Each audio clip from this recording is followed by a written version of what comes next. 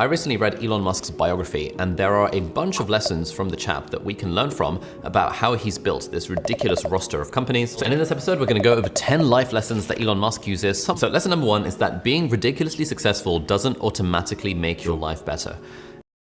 When he's asked in interviews about how he does his stuff, he often says that he wouldn't actually recommend his lifestyle to a lot of people. And if somebody wants to be me or do the things I've done, I would say most probably you're mistaken. You do not want to do that. You'd have to have some kind of like rage demon in your skull that you just got to get it done. So with that caveat in mind, which actually applies to absolutely everything you ever hear on the internet or in interviews and stuff, everyone is just speaking from their own life experience, and you know, we can choose the important bits that resonate with us and that we can apply to our own lives, but we shouldn't be so quick to try and adopt absolutely everything in the life philosophy. And lesson number 2 is that having a shower is really the best thing ever. So when Elon was doing a Reddit AMA, someone asked, what daily habit do you believe has had the largest positive impact on your life? And Elon Musk official simply replied with showering. There's a bunch of articles that other people have written talking about how Elon freaking loves his daily shower and how it gets him into the right headspace, and how if he doesn't have his shower, he feels like, you know, he doesn't have his ideas, it feels like his creativity is not like unlocked, and all this kind of stuff around having a shower. Anyway, let's move on to lesson number 3 from Elon, which is that reading is the best thing ever. Now, there was a cool interview with Elon where someone asked him how he founded SpaceX, a rocket company without a background in rocket science, and his response was something along the lines of, I read a book about it. The most striking part of Elon's character as a young boy was his compulsion to read. From a very young age, he seemed to have a book in his hands at all times.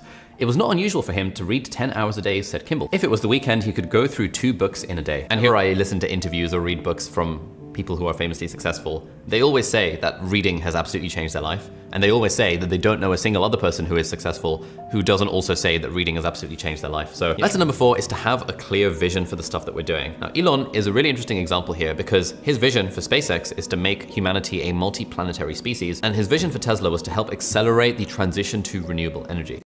Maybe practicing medicine as a doctor is not necessarily my calling, and teaching stuff, maybe on the internet, maybe in real life, is more of the thing that really resonates with me. And so when thinking what I want to do with my life, I've kind of kept that in the back of my mind. Right. Lesson 5 is the micro-scheduling method. And basically, in a bunch of articles and interviews that he's done, Elon talks about how he schedules his day, or rather his assistant probably schedules his day, into 5-minute blocks, so that there is something happening in every 5-minute chunk. But I do really stand by the idea of scheduling our day and running our day based on our calendar and deciding in the morning what we want to do with that time in that day, so that we're not spending the rest of the day thinking, I wonder what I should be doing right now.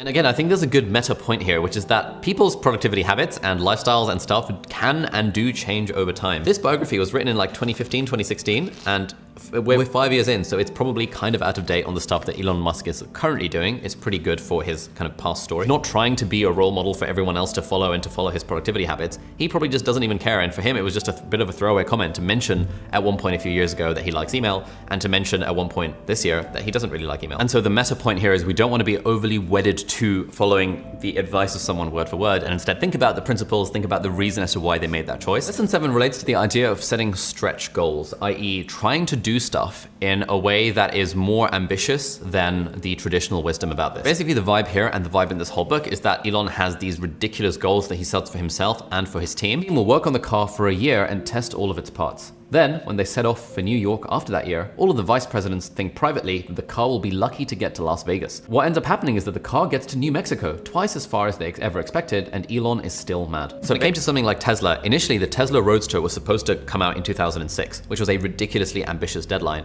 It ended up coming out in 2008, so like 2 years late, but that was still faster than other competitors would have done it. Overall, I'm not personally a massive advocate of like lots and lots of goal setting and setting these sort of arbitrary deadlines and stuff, but clearly it seems to work for Elon Musk, and my ambition is a lot less than his, so maybe there's something there. I'd say focus on signal over noise. A lot of companies get confused. They spend money on things that don't actually make the product better. For example, at Tesla, we've never spent any money on advertising.